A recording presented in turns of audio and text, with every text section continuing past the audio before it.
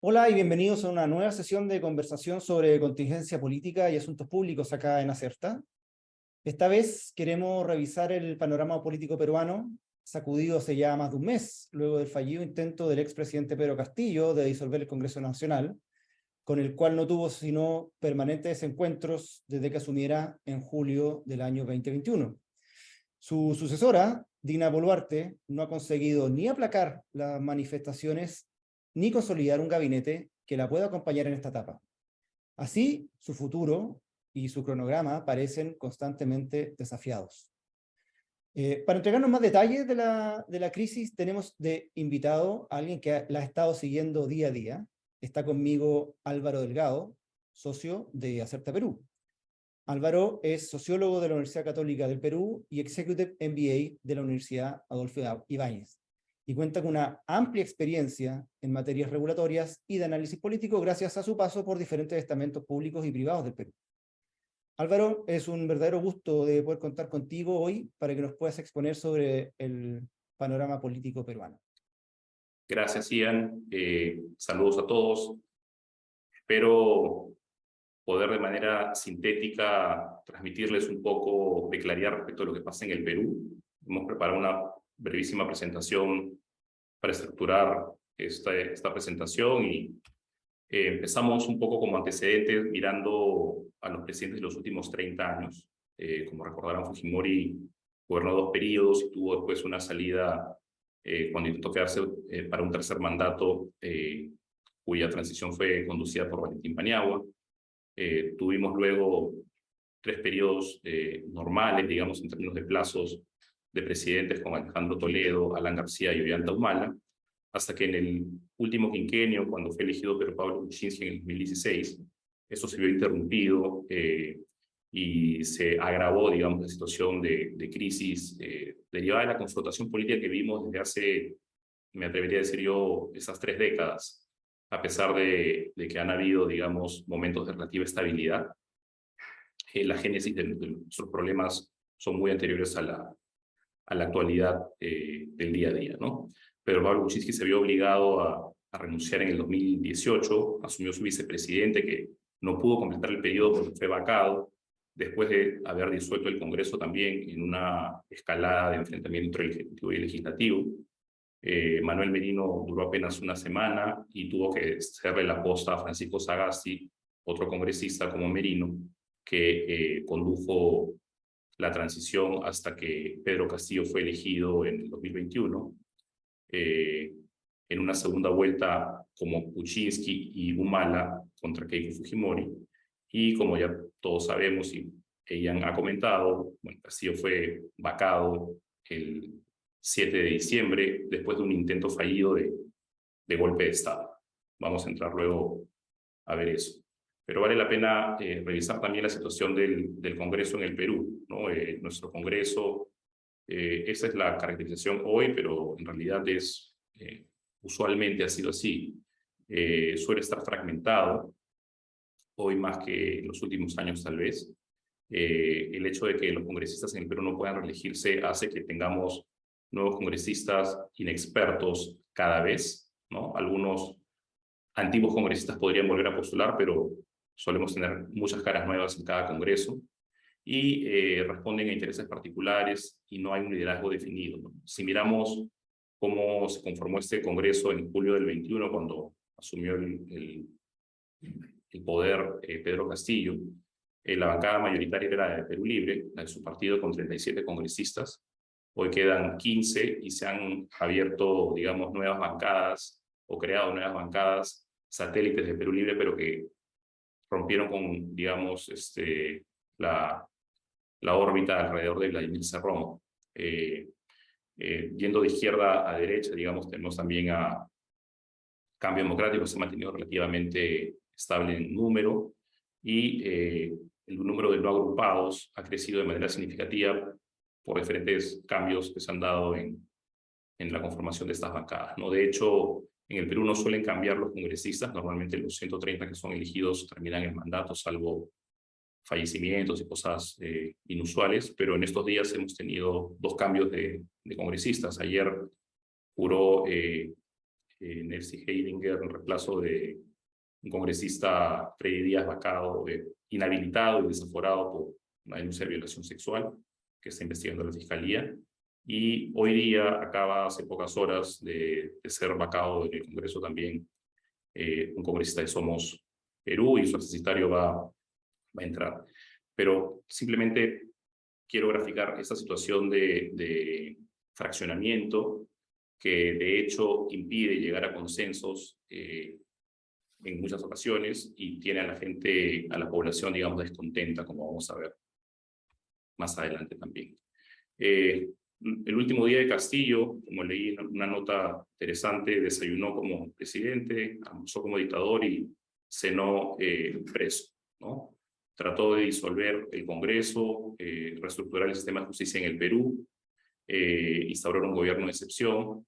Como no tuvo el respaldo de ninguna institución, esto se cayó a las pocas horas, no sin haber generado incertidumbre y zozobra seguramente en ese par de horas en los que no se sabía a ciencia cierta cómo iba a reaccionar, por ejemplo, las Fuerzas Armadas y la policía, que respetaron el orden constitucional, pero hasta que se conoció ese comunicado conjunto entre las fuerzas del orden, se dieron una serie de procesos. Inmediatamente empezaron a renunciar los ministros de Castillo, hasta que inclusive su premier, que habría sido una de las instigadoras de este golpe, también termina renunciaron sus abogados, se pronunciaron todas las instituciones que él quiso disolver, cerrar o reestructurar a rechazar el golpe.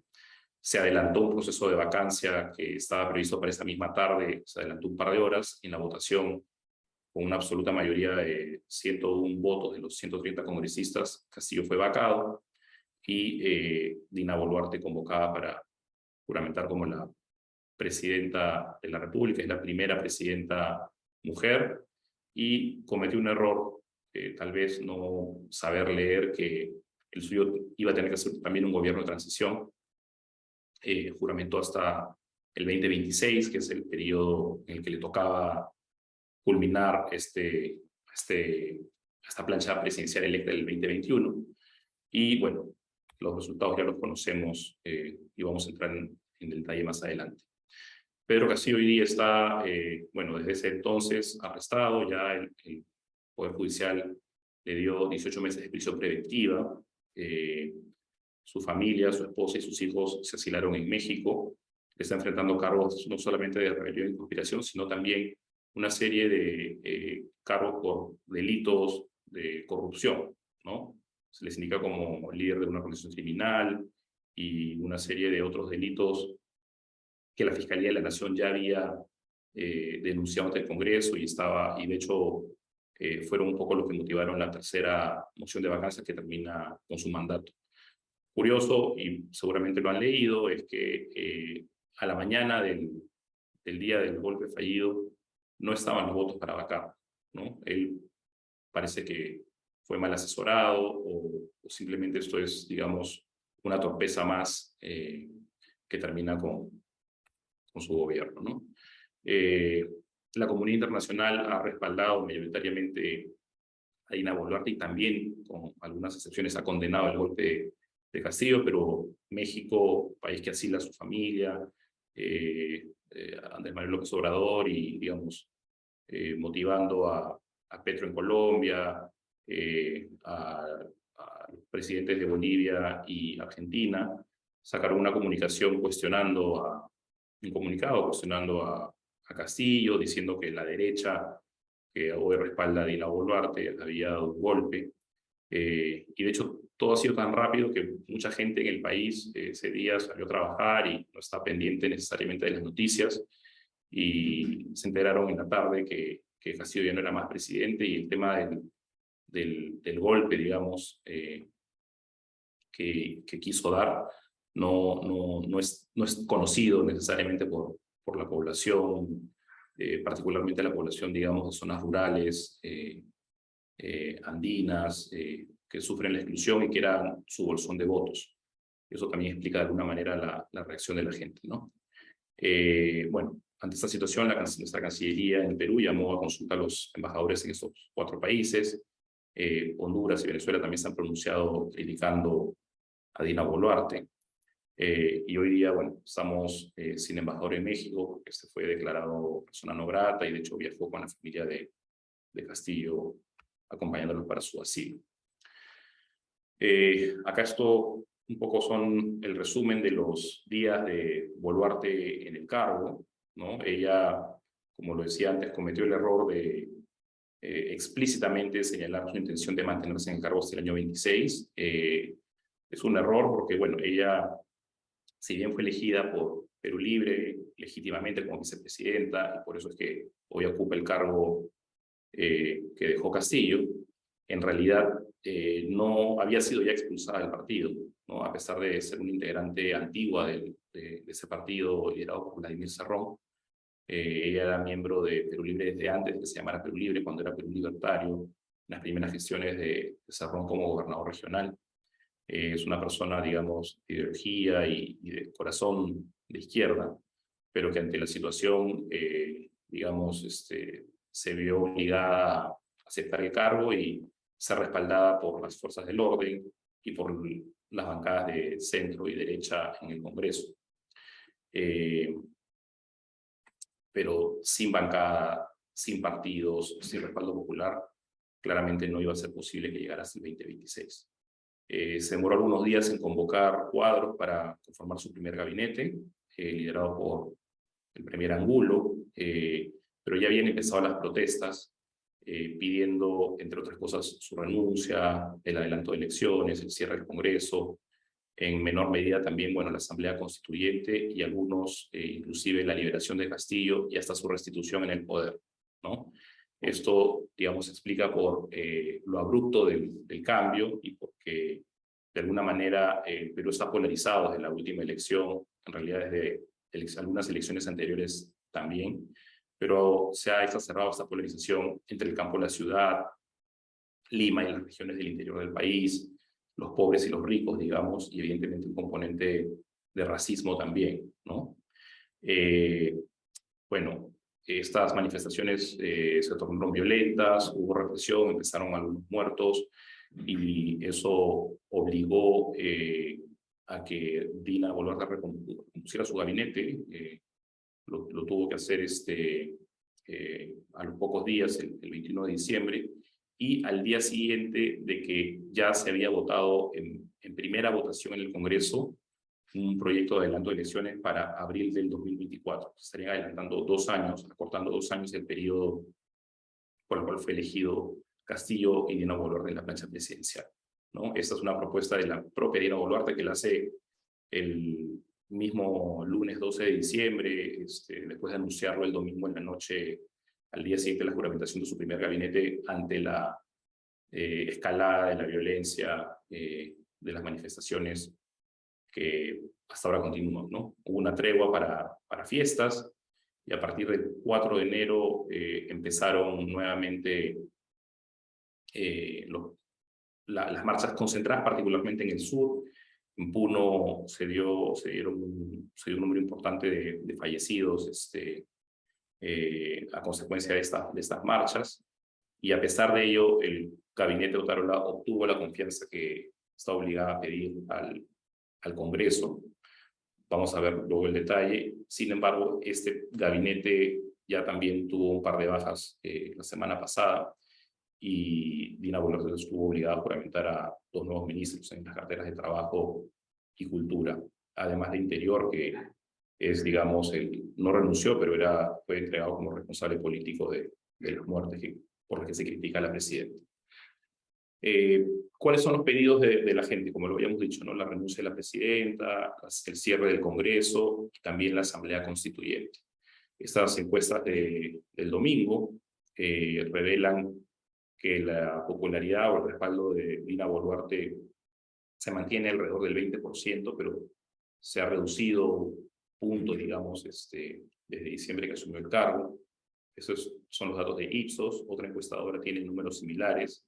Y el Congreso acumula más bien un descrédito, una desaprobación que está alrededor del 80%. En otra encuestadora tiene números mayores, pero esta serie me parece tal vez la más seria, y su respaldo es muy muy bajo, ¿no? Apenas el 14%.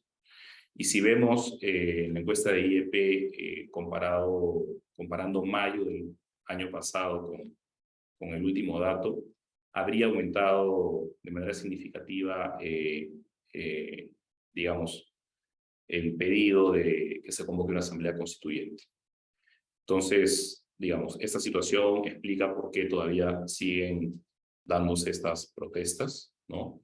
Que como decía, se iniciaron desde la salida de Castillo, han producido a la fecha 50 muertos, más de 40 por enfrentamientos directamente entre las fuerzas del orden y los manifestantes, otros casos por accidentes o fallecidos que no llegaron a tener atención médica por las vías bloqueadas. Hay, bueno, más de 1000 heridos y seguimos con estado de emergencia en varias regiones, ¿no? Como digo, el epicentro está en Puno, en la frontera con Bolivia, donde de hecho hay inclusive toque de queda, por lo menos hasta el 25 de enero, si es que no se sigue prorrogando. Y el estado de emergencia que estuvo a nivel nacional hasta el fin de semana se ha prorrogado en Puno, Cusco, en Lima y Callao, y también en algunas provincias de las regiones o los departamentos de Madre de Dios, Apurímac y Moquegua. ¿Por qué Lima y Callao? En este momento estamos enfrentando, digamos, una movilización masiva, no solamente del sur a Lima para una serie de protestas, que orgánicamente y tal vez de manera un poco desorganizada están produciéndose desde el día jueves. Es la llamada Toma de Lima o la segunda marcha de los 4 suyos, rememorando la marcha que lideró y organizó Alejandro Toledo contra Fujimori en el año 2000.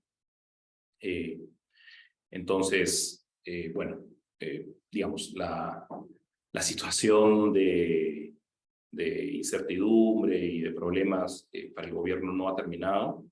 En el corto plazo están enfrentando esta situación que esperemos, digamos, por muy masivas que puedan ser estas marchas en Lima, no se den picos de violencia ni muertes que lamentar. En medio de esta coyuntura, como les contaba, el martes de la semana pasada, el gabinete Otárola recibió la confianza del Congreso con 73 votos, básicamente de las bancadas de centro y de derecha del Congreso. El gabinete, desde que se inició el gobierno de Boluarte, a pesar de los cambios que ya comenté, se ha mantenido paritario, 9 mujeres y 9 hombres, liderados por antes el primer Angulo, ahora Alberto Otárola, que era el ministro de Defensa del gabinete anterior. Y el perfil de estos ministros es esencialmente técnico, ¿no? Todos, a diferencia de lo que teníamos, digamos, en los 4 gabinetes que tuvo el gobierno de Castillo, en los poco más de 16 meses de su gestión, esta vez sí se cuenta con personas con experiencia en sus sectores, o si no la tienen en el sector específico, con mucha experiencia en el sector público. Y lamentablemente tal vez sí les falte el roce político, el vuelo político que tiene Otárola, ¿no? El actual presidente del Consejo de Ministros fue ministro de Defensa en el gobierno de Humala y es de alguna manera quien está llevando la vocería del gobierno y ejerciendo como jefe del gobierno. Pero lo que quisiera resaltar es que es un gabinete con perfil técnico, no ideológicamente de izquierda ni de derecha. Tal vez los últimos cambios que se dieron el viernes, el ministro de Trabajo, la ministra de la Mujer, eran la cuota que quedaba a ciertos partidos de izquierda a los que Dina Boluarte, digamos, quería hacer algún tipo de concesión. Me permito decir que este gabinete, el respaldo que tiene de las bancadas de centro derecha en el Congreso y de las fuerzas del orden para, digamos, hacer frente a las manifestaciones, han obligado a Dina a migrar totalmente al margen de su ideología o lo que sienta personalmente a ejercer un gobierno con las fuerzas democráticas de la centro derecha. Entonces, curioso porque ella, como sabemos, fue elegida por Perú Libre, un partido marxista, leninista, que generó mucha incertidumbre el 2021, cuando ganaron las elecciones y les tocó asumir el poder. El mismo viernes en la noche, luego de la juramentación de los 3 nuevos ministros con los que completó su gabinete, Dina Boluarte dio un mensaje a la nación, donde de alguna manera terminaba de completar su transformación hacia la derecha, ¿no? Señaló que las manifestaciones estaban de alguna manera lideradas por extremistas, antidemocráticos, que querían crear caos, desorden, justamente con esos intereses subalternos. Pidió perdón por los fallecidos. Por primera vez había comentado antes que le apenaba mucho la situación, pero no había directamente pedido perdón. Invocó también a la ciudadanía en general a diferenciar, digamos, el derecho a la protesta pacífica y el reclamo justo de la población que puede sentirse excluida. 25-30% de peruanos que viven en situación de pobreza o pobreza extrema, en lugares alejados donde no hay presencia del Estado ni servicios públicos, que pueden, digamos, como decía, protestar legítimamente, pero que son caldo de cultivo pues, para grupos extremistas o violentistas que los movilizan para que sean como carne de cañón de intereses particulares, ¿no? Intereses normalmente ilegales o de economías informales. Criticó también a los políticos de izquierda, sus, digamos, correligionarios de siempre, por no condenar los actos de violencia de las manifestaciones que han atacado infraestructura pública y privada, han tomado aeropuertos, han generado daños cuantiosos, como vamos a ver. Reiteró también que no va a renunciar. Pidió al Congreso que se agilice el proceso para el adelanto de elecciones para abril del 2024. No lo he explicado, pero eso es una modificación constitucional que requiere 2 votaciones calificadas, con mayoría calificada, con supermayoría de 87 votos de los 130, en 2 legislaturas consecutivas. De lo contrario, tendría que, con una mayoría absoluta de 66 votos, someterse el tema a referéndum, pero hay mucha presión porque las elecciones se adelanten cuanto antes.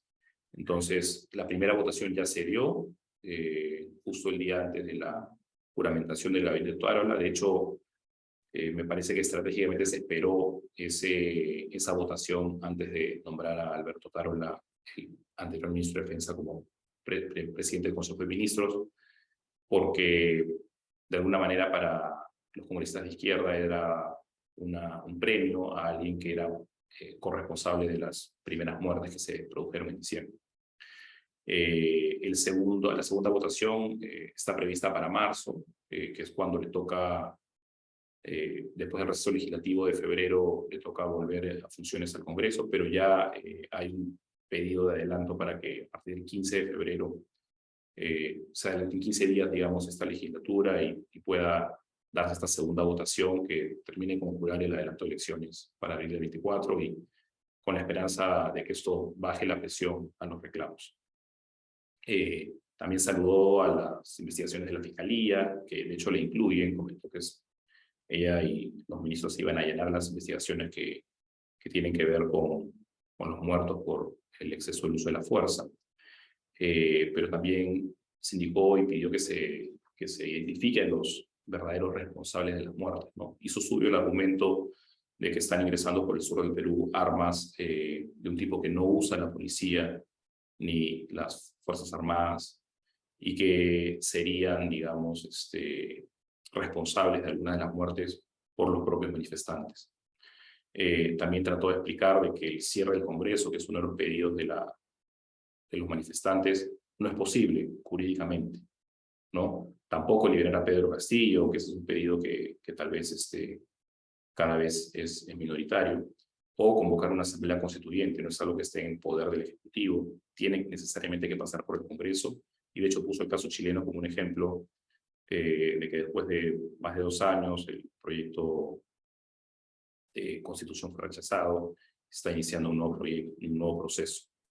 Entonces, finalmente invocó a la unidad y a la paz para tener una transición ordenada, y ya se refiere a su gobierno como un gobierno de transición, claramente, pero, digamos, esto, el adelanto de elecciones y que las protestas, digamos, no escalen, no garantiza que ella vaya a tener, digamos, el resto de los meses que le queda de esta transición con calma, ¿no? Poco para cerrar, ¿qué podemos esperar este año? Sin duda que se termine de concretar el adelanto de elecciones, ¿no? Abril del 24 es la fecha, digamos, más probable, y es la fecha que está en la mesa hoy.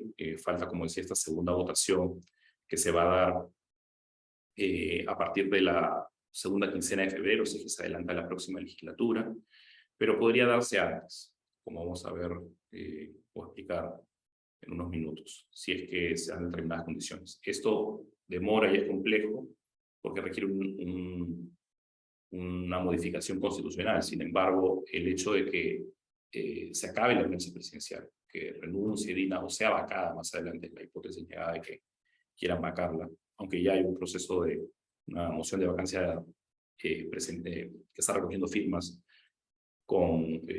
digamos, promovida por la izquierda, que no van a tener los votos para ello. En fin, es una posibilidad que Dina pueda, en el mediano, largo plazo, entre comillas, ser vacada.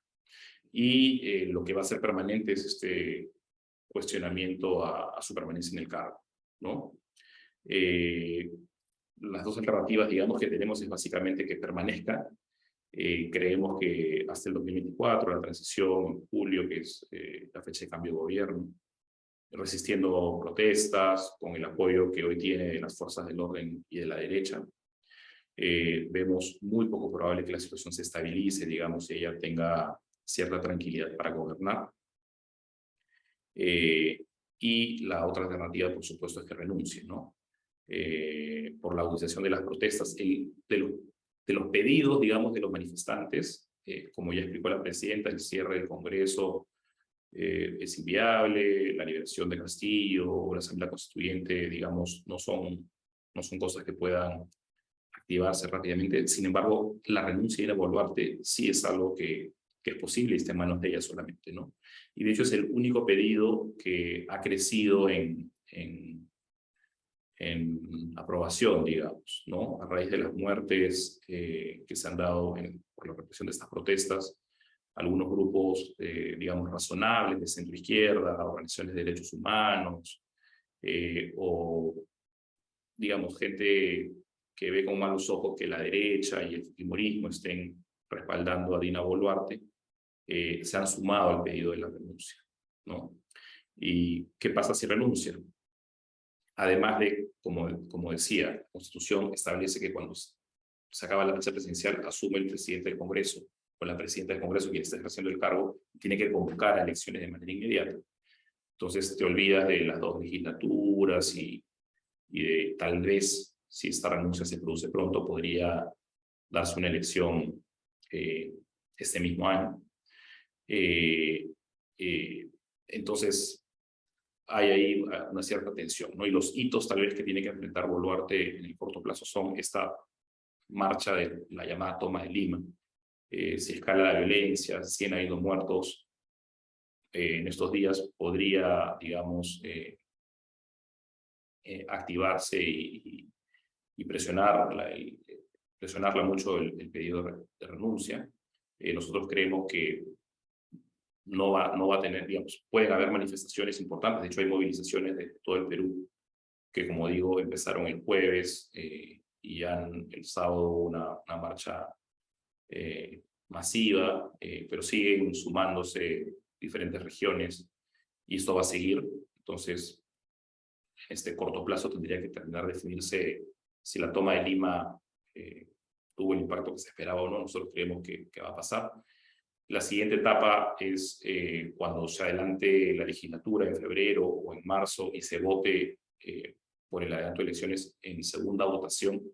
Si es que no se llega a los 87 votos de 130, esos 2/3 de mayoría calificada, la verdad es que la presión porque ella renuncia va a ser muy alta, porque es la forma de gatillar y agilizar el adelanto de elecciones, ya sin ningún cambio constitucional, porque eso está escrito en la Constitución así. Y en el más largo plazo, entre comillas, digamos, si es que se adelantan las elecciones, se calman un poco las cosas, cuando se acerque el periodo electoral, la derecha que hoy respalda al gobierno va a querer desmarcarse de este gobierno impopular. Y probablemente eso pueda significar también la caída de la presidenta. Así que, digamos, creo que hasta el final vamos a tener cierta incertidumbre. Y bueno, la sucesión, como decía, corresponde al presidente del Congreso. Hoy día es José Williams, de Avanza País, un partido de derecha, un ex militar, de hecho líder de la operación Chavín de Huántar, que rescató a más de 70 rehenes en la residencia del embajador de Japón fines de la década del 90, como seguramente recordarán. Pero lo más probable es que si renuncia Dina Boluarte, se busque a un candidato, digamos, de consenso en el Congreso, que no creo que sea de ninguno de los extremos, sino tendría que ser alguien más de centro-izquierda o centro-derecha que pueda aglutinar los votos para ocupar la mesa directiva con el objetivo de ocupar la presidencia. Sin duda esto generaría cierta inestabilidad, cierto, digamos, incertidumbre para los negocios. Y bueno, es la situación en la que nos va a tocar vivir este año. Tal vez para cerrar con una nota poco positiva, al margen de las proyecciones mediocres, digamos, de crecimiento económico, inversiones y demás para el Perú. Este año, en términos relativos, seguimos estando con números macroeconómicos mejores que muchos otros países de la región. Con lo cual, las empresas están en un modo de wait and see, y creo que es lo que nos toca a todos hacer. Esperar y ver, y bueno, empezar a tomar decisiones en función de los resultados que se den en lo político. Dejo de proyectar y no sé, Ian, si tienen apoyo con algunas preguntas.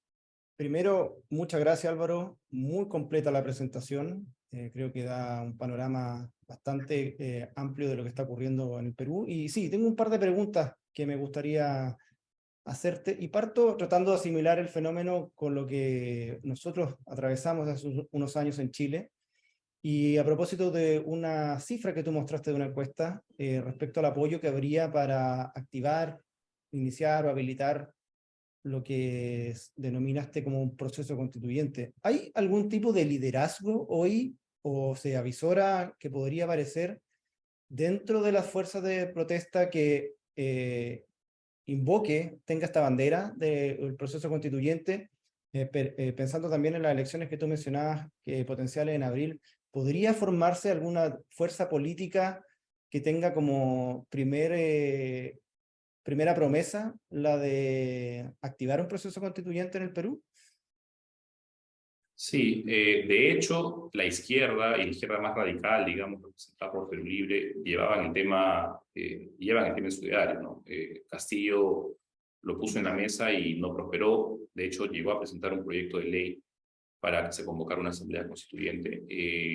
Creo que la situación de polarización, este enfrentamiento, esta represión, si quieres, desmedida de las protestas, ha alimentado ese sentir, y me temo que, digamos, podría haber un sentimiento mayoritario por la Asamblea Constituyente. Sin embargo, nuestro ordenamiento jurídico impide que eso avance si no pasa por el Congreso. Y hoy en día el Congreso está controlado por la centroderecha, digamos, que no quiere revisar el capítulo económico, por ejemplo, de la Constitución, ¿no? Aunque hay muchas reformas que sí se están promoviendo desde el propio Congreso, básicamente en lo político, contratación de poderes, una asamblea constituyente para cambiar las reglas completamente, digamos, no serían posibles hasta que veamos la conformación del nuevo Congreso, ¿no? Y el Perú, como decía, tiene un 25-30% de personas, digamos, en situación de exclusión política, económica, que votan antisistema, que votan por la izquierda más radical, pero mayoritariamente vota por la derecha o la centroderecha. Entonces, digamos, no descarto que el proceso se dé en el mediano largo plazo, más largo plazo, pero no espero que no ahora, ¿no? Inclusive si, digamos, lograra ganar un candidato antisistema en el 24, probablemente no tendría el respaldo mayoritario del Congreso, ¿no? Como para avanzar en esa iniciativa. Y políticamente es la bandera de la izquierda, pero no de la izquierda más tradicional o radical. No veo nuevos liderazgos con ese pedido. Oye, y en otro plano, uno de los temas que quedó como pendiente a propósito del inicio de la crisis fue el entregarle a Perú la presidencia, la Secretaría pro tempore de la Alianza del Pacífico. Fue un intento frustrado ahí de reunirse todos en México. ¿Cómo está viéndose ese tema, si que es tema, a lo mejor no lo es, y cómo está llevándose como la gestión de la diplomacia? Tú mostraste también una lámina de grupos de países de la región que apoyaban o reconocían el gobierno de Boluarte, otros que han denunciado un poco el proceso. ¿Ha sido tema o es tanto lo interno que lo internacional queda en segundo plano? Sí, Dina Boluarte trató de modificar las normas, de hecho presentó un proyecto de ley al Congreso para que ella pueda ausentarse del país y viajar, por ejemplo, a la toma de posesión de Lula, ¿no? Entiendo que quería también ir a Davos, a donde fue como vicepresidenta el año pasado, pero no puede salir del Perú. Entonces, porque no tiene a quién dejarle el mandato, ¿no? Ella propuso que sea el presidente del Congreso. Lo cual fue rechazado por el propio Congreso, después de críticas de muchos constitucionalistas por temas de separación de poderes y porque era de alguna manera una modificación constitucional de contrabando. Eso es lo que se ha conversado a nivel internacional, además obviamente del llamado a consulta de los embajadores de los 4 países que criticaron o cuestionaron al Perú por esta transición. Dado que es AMLO que tendría que pasarle la posta del tema PEC, yo la verdad es que veo que el tema está entrampado, ¿no? Pero no es parte de la agenda,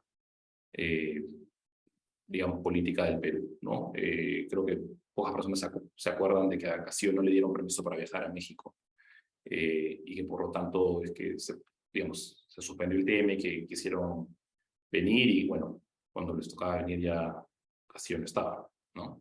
Entonces, y dado que AMLO es el que más duramente ha cuestionado a Dina Boluarte y al gobierno, dudo que ese proceso se dé, la verdad. No sé, le tocará a PEC evaluar cómo se produce esa transición que corresponde y que está pendiente.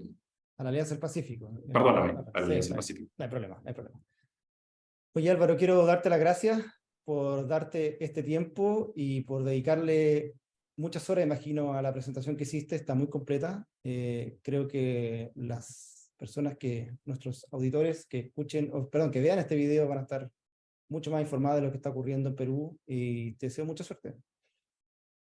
Gracias, Ian, encantado. Y bueno, es un trabajo en equipo del equipo de Asuntos Públicos de Acerta en Perú, a la orden para lo que requiera. Un saludo, que estés bien. Chao, chao.